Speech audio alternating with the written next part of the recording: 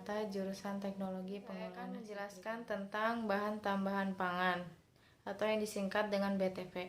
Secara umum, bahan tambahan pangan yaitu proses penambahan bahan tambahan atau pencampuran pada saat proses pembuatan suatu produk atau pemasakan yang bertujuan untuk mengubah mutu atau tekstur dari pangan tersebut.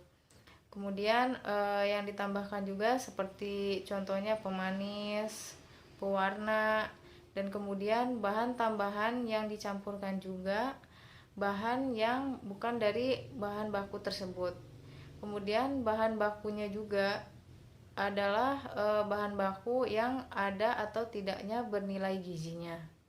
Kemudian bahan tambahan pangan juga dikelompokkan menjadi 3 kelompok, yaitu bahan pencampuran normal, yang kedua bahan pembantu pengolahan, kemudian kontaminan. Kemudian yang pertama, bahan pencampuran normal yaitu bahan baku yang dicampurkan secara langsung tanpa proses apapun dan tanpa penambahan apapun. Seperti penambahan buah pada pembuatan es. Kemudian bahan pembantu pengolah yaitu bahan yang dicampurkan ke dalam proses pembuatan produk atau pemasakan bahan makanan yang tidak menghasilkan atau yang tidak merubah tekstur, penampakan atau apapun dari pangan tersebut. Seperti penambahan es batu pada es campur atau kontaminan, yaitu komponen yang sengaja tidak terbawa oleh pangan. Contohnya seperti pembuatan kemasan pada produk pangan tersebut yang berkontak langsung pada bahan tambahan pangan yang tidak termasuk dalam kelompok tersebut dinamakan bahan tambahan pangan zat aditif. Yang dimaksud dengan bahan tambahan pangan yaitu tidak dapat dikonsumsi dan bukan merupakan ingredients dari makanan tersebut. Kemudian tidak ada atau adanya nilai gizi. Kemudian kesengajaan ditambahkan untuk membantu proses pengolahan. Kemudian tidak mencangkup campuran apapun untuk mempertahankan nilai gizi. Kemudian tidak adanya nilai gizi akan tetapi adanya antioksidan. Kemudian apa fungsi BTP? BTP banyak sekali fungsinya, yaitu sebagai pengawet, sebagai penjaga mikrobiologi yang menjadikan mutu pangan tersebut menurun. Kemudian sebagai daya tarik untuk konsumen dan untuk menarik pangan tersebut agar terlihat menarik, kemudian rasanya yang gurih, enak dan lezat. Kemudian penggunaan bahan tambahan juga sebagai penggunaan yang hemat dan harganya BTP yaitu untuk mempertahankan nilai gizi pangan. Kemudian yang kedua untuk sebagai pembutuhan makanan seperti yang sedang berprogram diet, kemudian menjadikan mutu stabil, ya sebagai pembantu pengolah, pewadah atau pembungkusan dalam skala industri besar agar produksinya mencapai produksi kontan. Setiap faktor BTP yang pertama mempertimbangkan jenis BTP dan hasil dari BTP tersebut. Kemudian menggunakan BTP yang sudah direkomendasi oleh pemerintah ataupun Kementerian Kesehatan. Kemudian menggunakan jenis BTP yang sesuai fungsinya. Setelah itu menggunakan BTP yang harganya terjangkau, mudah didapat, akan tetapi harga BTP juga mempengaruhi hasil dari produk pangan tersebut. Kemudian berikut golongan BTP yang diizinkan oleh pemerintah atau Menteri Kesehatan, seperti antioksidan, anti kempal, pengemulsi, kemudian yang lainnya. Kemudian berikut ada golongan yang tidak diperbolehkan digunakan atau tidak diizinkan oleh pemerintah dan Menteri Kesehatan, seperti formalin, rodamin B, metaniello, boraks, dan yang lainnya. Kemudian berikutnya jenis bahan tambahan pangan. yaitu bahan tambahan pangan secara alami. Nah, bahan tambahan pangan alami yaitu bahan yang mudah didapat, kemudian harganya terjangkau, kemudian tidak membahayakan kesehatan bagi tubuh. Akan tetapi kelemahan dari bahan tambahan alami ini, penggunaannya yang cukup banyak, harus banyak agar menghasilkan kualitas bahan tambahan pangan buatan. Bahan tambahan pangan buatan sendiri ini memiliki fungsi yang menarik, yaitu harganya yang terjangkau, kemudian mudah didapat juga, kemudian tidak menggunakan bahan tambahan buatan secara banyak seperti bahan alami. Akan tetapi kelemahan dari bahan tambahan buatan ini yaitu berdampak pada kesehatan atau pada tubuh manusia. Pewarna alami yang digunakan juga sangat aman bagi tubuh. Kemudian pewarna alami ini juga diizinkan oleh pemerintah, tidak berdampak negatif pada tubuh.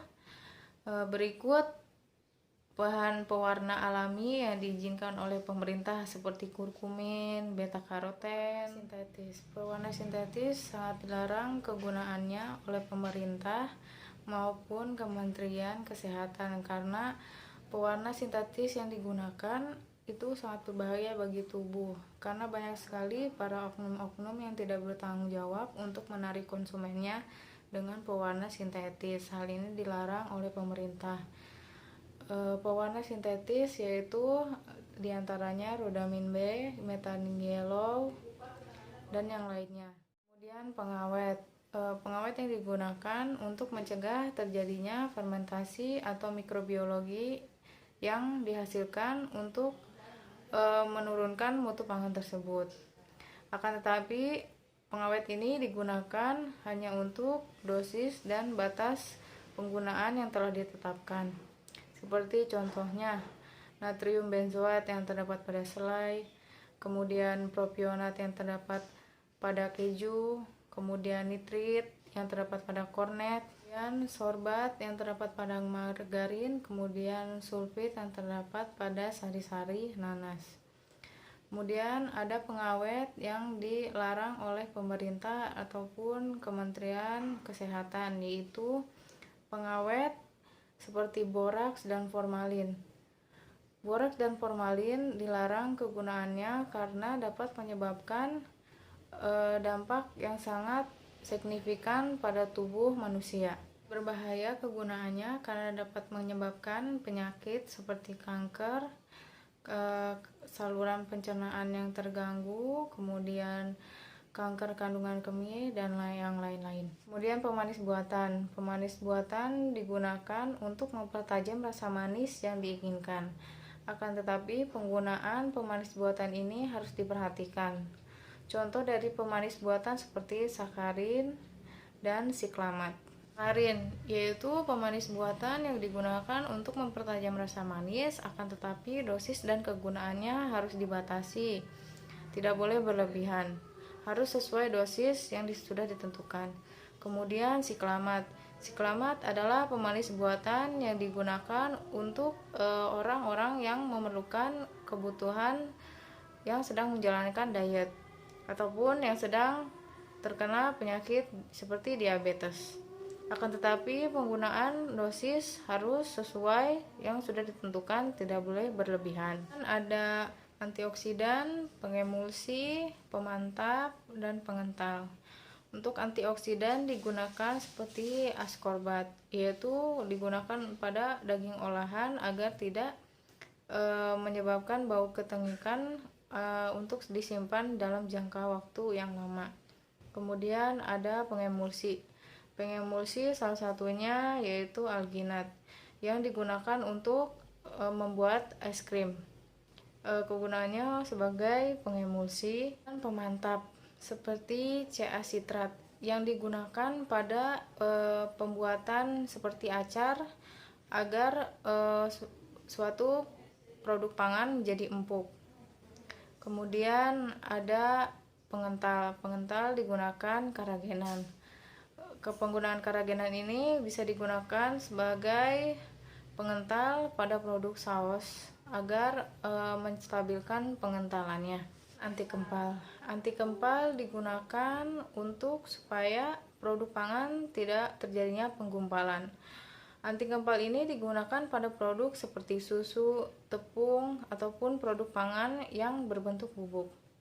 Contoh anti kempal seperti aluminium silikat, kalsium aluminium silikat, kemudian magnesium karbonat, kemudian magnesium oksida, dan pengeras digunakan pada produk pangan seperti produk kaleng.